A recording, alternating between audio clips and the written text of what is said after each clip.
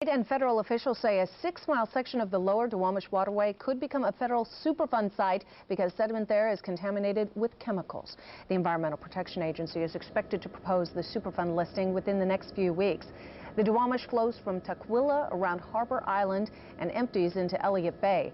State officials say the cleanup could cost anywhere from $20 million to more than $100 million and is expected to take years to complete. Well, researchers with Washington State University and the University of Idaho plan to release a study next month that says genetic abnormalities in salmon may be a factor in their declining numbers. The Center for Reproductive Biology and its director, Michael K. Skinner, says they still can't solve the problem but hope to point it out.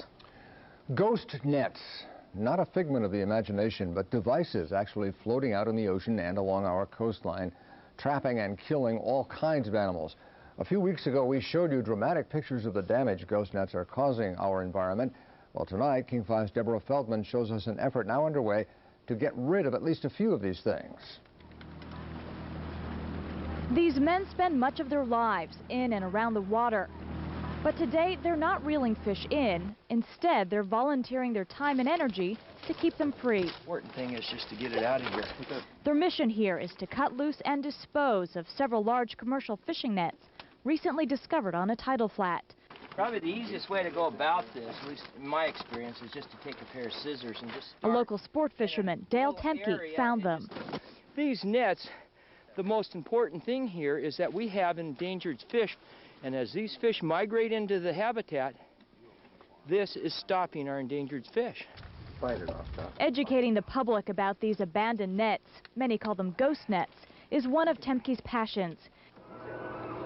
He's documented some of his finds, including this net that trapped and killed seals, otter, and seabirds. This video helped him convince a diverse group to join him in getting rid of at least a few of the nets he's found. I'm getting there, John. Many are members of the Kitsap County Pogie Club, a group of recreational fishermen. I don't want to get my hand in there. Yeah. The men are armed only with scissors and knives. Can you imagine a critter in here? And a good dose of determination. Need another knife, Ray? The sport fishermen are joined by members of the Audubon Society, representatives of nearby fishing tribes, even a Fish and Wildlife officer to monitor all the activity. Can be an enforcement nightmare because generally abandoned nets are unmarked and they're hard to determine whose nets they are. The volunteer perhaps most affected by this experience is Kevin George, a member of the Suquamish tribe and a fisherman who used gill nets like this one for several years. That's why I'm here, is because I know the magnitude. I've traveled all over and I've been everywhere fishing, and you know, I've seen the devastation and I've seen these nets everywhere, and it's really appalling.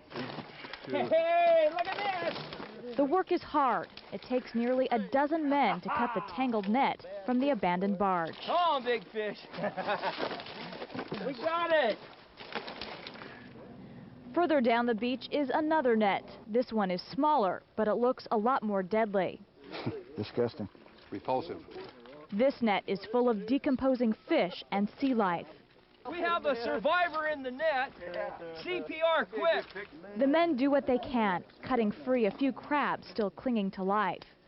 There we go. We've saved a critter.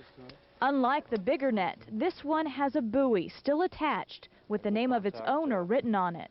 We'll contact this individual, hopefully through the tribe, and see if we can't find out what happened here. Have not witnessed something as awful.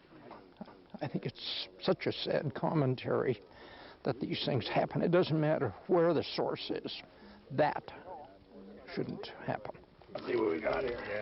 The sight of these nets is depressing, but Kevin George is leaving this spot feeling hopeful for the first time in a long time. It really feels good. It really does, knowing that, you know, that we're making an effort, and it's not just any one individual. We have a consortium of people here that represent a lot of different folks. People with differing backgrounds, but a common goal. All together agreeing on, let's get this